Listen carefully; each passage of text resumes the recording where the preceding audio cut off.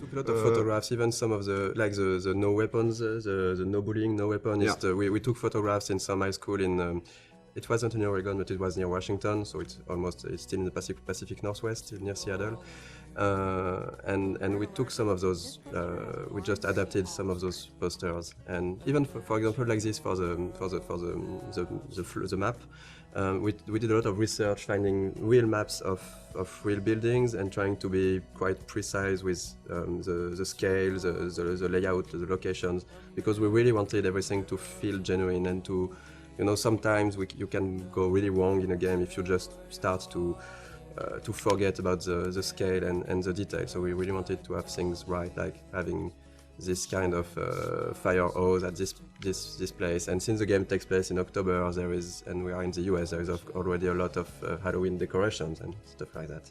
We wanted to have the game at the anchor in reality, but also of course, we have a lot of references. We are huge fan of some TV shows, of books, of movies, and I think that in Life is Strange, the setting was really good to have a lot of those Easter eggs that will speak to the players and put the game into a pop culture reality. So there is a lot of stuff that is scattered around the game. If you look at every license plate in the game, you'll see that the letters, they are meaning in episode 1 is titles of TV shows that somehow we liked or that were somehow inspiration in some part for the game. In episode 2, it's movies.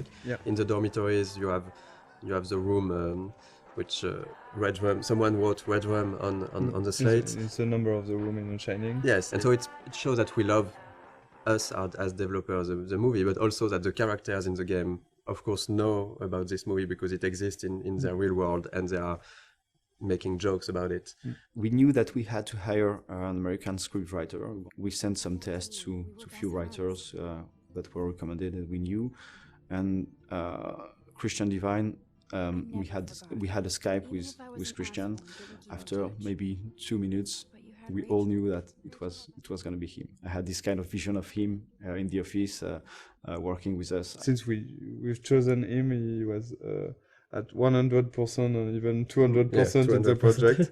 With us, he completely understood what we want to do with the characters and with the story and with the different themes we wanted to talk about. During the motion capture session, we asked the actor and the actress to, when they meet, Max and Warren meet the first time here on the parking lot, we asked them, they were trying to kiss themselves, but you can't do that in the United States. In fact, as French, we were thinking that, it's cool, they are going to kiss themselves. Warren tried to kiss wanted Max, to but kiss Mac on the cheek. we never done cheek. that, so we changed after a discussion with a writer and a lot of friends. We said, okay, we should switch to a hug. So we changed the animation to have just Warren try to hug Max and not kiss her. And this is a kind of mistake we can do as French people. So we have to be very careful about that. And it was really good because in France you can in say France, hello by kissing a girl like this, by but just having a peek on the cheek, and not in the US. And this is the kind of stuff where having an American writer was really needed. We made some other mistakes, like on this parking at the beginning we had the parking spots which were really small, and Christian said to us that this is not American parking spots. In the US you have large parking spots because we have big cars, so we changed that. And we did that for various things, like sometimes a sign were not at the right position or something that was not perfectly true to reality. So, Chloe's house. This is the very, very first scene we've made for the game. So this is really the scene that we have modified a lot to create Life is Strange. This is also the scene with which we sold the game to Square Enix. That's the scene we showed to publisher. The first time I tried the game, it was the Chloe's room, a really early prototype, and it felt fantastic to play it. I was literally smiling while playing it because the scene was working really great already. Even though the environment, the characters were not final, it was really really good to play. And we decided to use this scene because every mechanism is here, but there's also a scene that shows really what Life is Strange is, because it's a story about those two girls trying to reconnect. We had the two main characters. We had strong issues with what happened with David later. So we have the environmental storytelling when you're visiting a different part of the house. We have Zen sequence. It had the feeling that we really wanted to push for the game. This slow-paced, nostalgic feeling. I think that this scene is really a really good one to show that in episode 1. At the beginning, it wasn't exactly like that. We got different outcomes, and so the scene which is in the game now is really different from the very first prototype.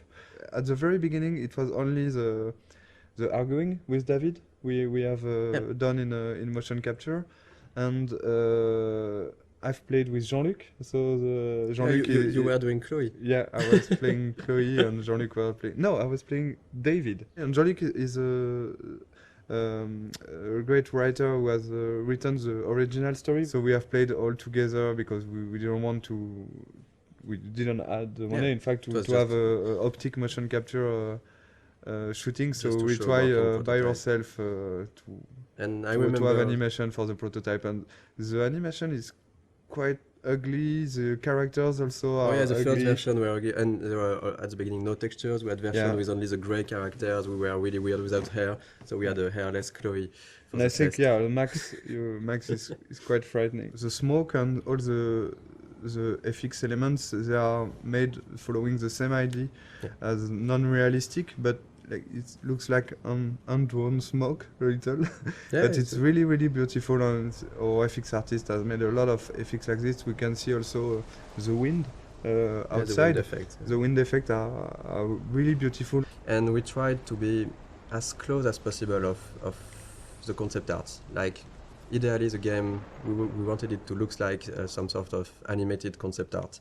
And I think it's really the 3D environment artist and the concept artist, they did a really great job on that, because if you look at the concept art for this room and the 3D final scene, it's quite pretty close. We have those low detailed textures, but this feeling of light but it's a lot of details that we tried everywhere. Even if the lighting, if you look just at the light on the drawer, even on the light we have this small bending that gives the feeling that the light is hand painted. So we did a lot of work on everything, on lighting, visual effects, textures, to have this cohesive style.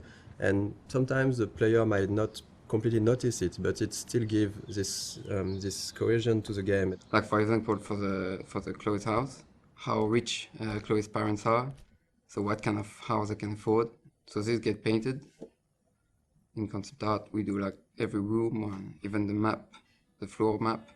In Mac's rooms, there's a lot of photos on the wall, because she likes to take photos, and you got like the bands, poster of bands, which she like, you have to feel like who they are, and just by looking at the room.